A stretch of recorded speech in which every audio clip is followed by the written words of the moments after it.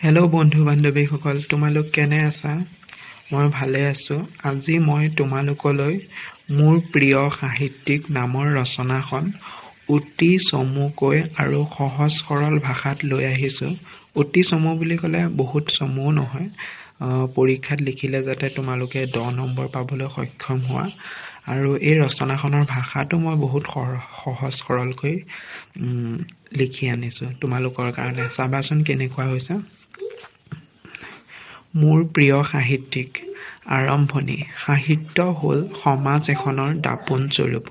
সাহিত্য ৰচনা কৰা লোকসকলেই হ'ল সাহিত্যিক।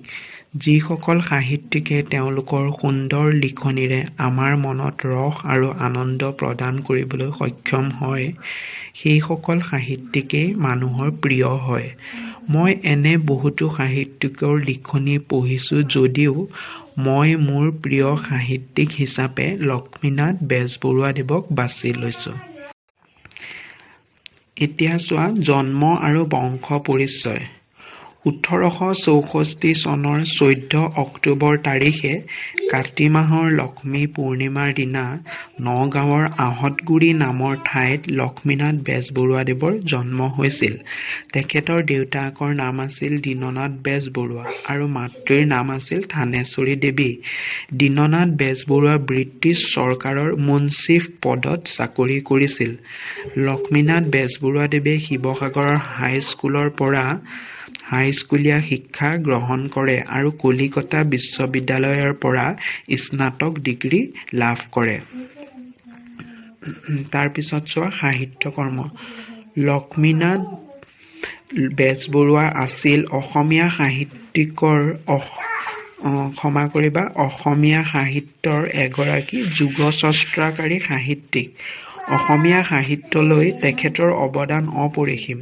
তেখেতৰ সাহিত্যৰাজি হ'ল বুৰঞ্জীমূলক নাটক চক্ৰধ্বজ সিংহ বেলিমাৰ জয়মতী, ধেমেলীয়া নাটক নোমল পাচনি লিটিকাই শিখৰপতি নিকৰপতি, চুটি গল্প সুৰভি জোনবিৰি, সাধুকথাৰ কুকি কেহুকলি, জীৱনীমূলক গ্ৰন্থ ডাঙৰীয়া দীননাথ বেজবৰুৱা, শ্ৰী শ্ৰী শংকৰদেৱ, শ্ৰী শ্ৰী শংকৰদেৱ মাধৱদেৱ, আত্মজীৱনী মোৰ জীৱন সোঁৱৰণ, উপন্যাস পদুম কুঁৱৰী, কবিতাপুথি কদমকলি, সাধুকথাৰ সংগ্ৰহ বুঢ়ী আই সাধু, ককাদেউতা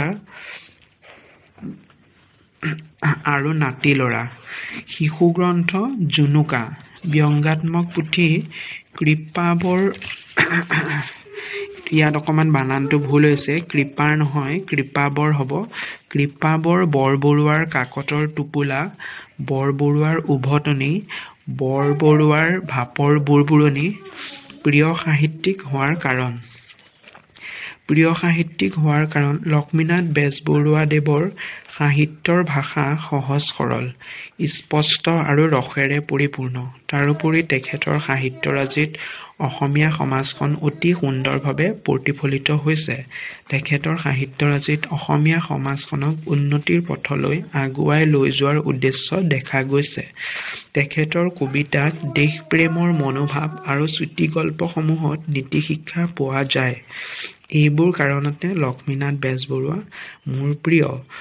1938 চনৰ মাৰ্চ মাহৰ 26 তাৰিখে মোৰ প্ৰিয় সাহিত্যিকগৰাকীৰ দেহাৱসান ঘটে।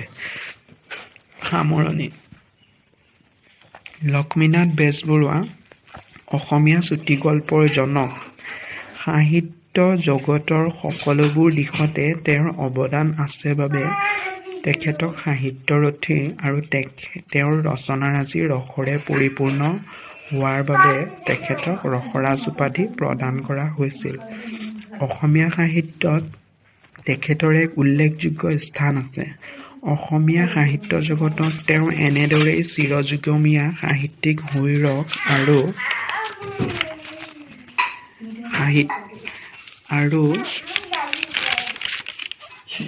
আৰু তেখেতৰ সাহিত্যৰাজি ভৱিষ্যত প্ৰজন্মৰ বাবে অনুপ্ৰাণিত হওক, এয়ে মোৰ কামনা।